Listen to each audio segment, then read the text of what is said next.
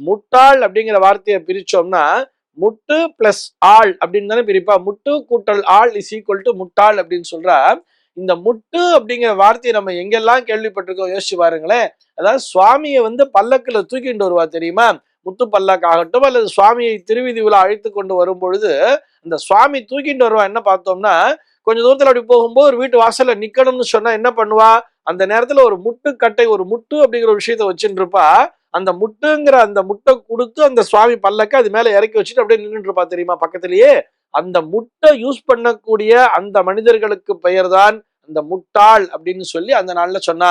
முட்டு ஆள் அப்படின்னு சொன்னா அவர்களுக்கு என்ன வேலைன்னு சொன்னா, அப்படி சுவாமி அந்த பல்லக்குல தூக்கிட்டு வரும்பொழுது அந்த முட்டை கொடுத்து அப்படி நிறுத்தின்னு இருக்கிறது மட்டும்தான் அவர்களுடைய வேலையாக இருந்தது. அந்த ஒரு பணியை தவிர அவர்கள் வேறு பணியை அறிந்திருக்கவில்லை. அதே மாதிரி இன்னொரு இடத்துல முட்டுங்கிறது யூஸ் பண்ணுவா தெரியுமா, எப்பன்னு பார்த்தோம்னா இந்த சுவாமியினுடைய தேர் திருவிதி உலா வரும் தெரியுமா. தேரை இழுத்துண்டு வரும் பொழுது அந்த தேரை நிறுத்துகின்ற பணியாக நல்ல வேகமா எல்லாரும் இழுத்துண்டு போவா.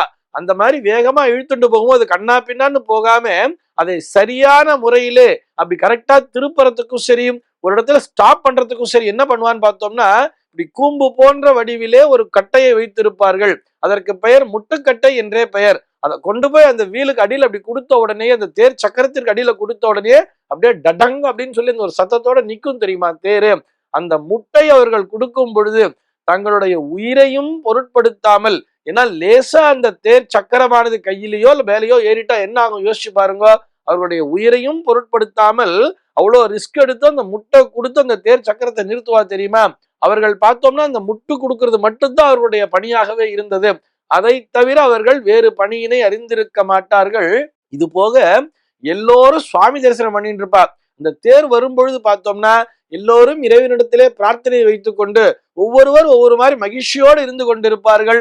ஆனால் இந்த முட்டை கொடுக்கின்ற ஆள் மட்டும் அவருடைய கவனம் முழுக்க முழுக்க அந்த தேர் சக்கரத்தின் மீது மட்டும்தான் இருக்கும். இறைவனினுடைய அந்த திருவுருவை எல்லாம் அவங்க தரிசிக்கவே முடியாது. ஏன்னா தேருக்கு நேர் கீழே நின்று இருப்பா, கரெக்டா முட்டை கொடுத்துட்டு இருப்பா தெரியுமா. இது போன்று அந்த முட்டுக்கட்டையை பயன்படுத்துகின்ற ஒரு வேலையை மட்டும் அவர்கள் செய்து வந்ததால் அவர்களுக்கு முட்டு ஆள் என்று பெயர். அவர்களுக்கு அதை தவிர வேறு எதுவுமே தெரியாது, வேறு எந்த விஷயமுமே தெரியாது என்பதால் அவர்களை அறியாதவர்களாக கருதி இவர்களாக அந்த முட்டு ஆள்னு சொல்லி அந்த வார்த்தையானது அப்படியே கொஞ்சம் கொஞ்சமா முட்டாளாக மாறிவிட்டது.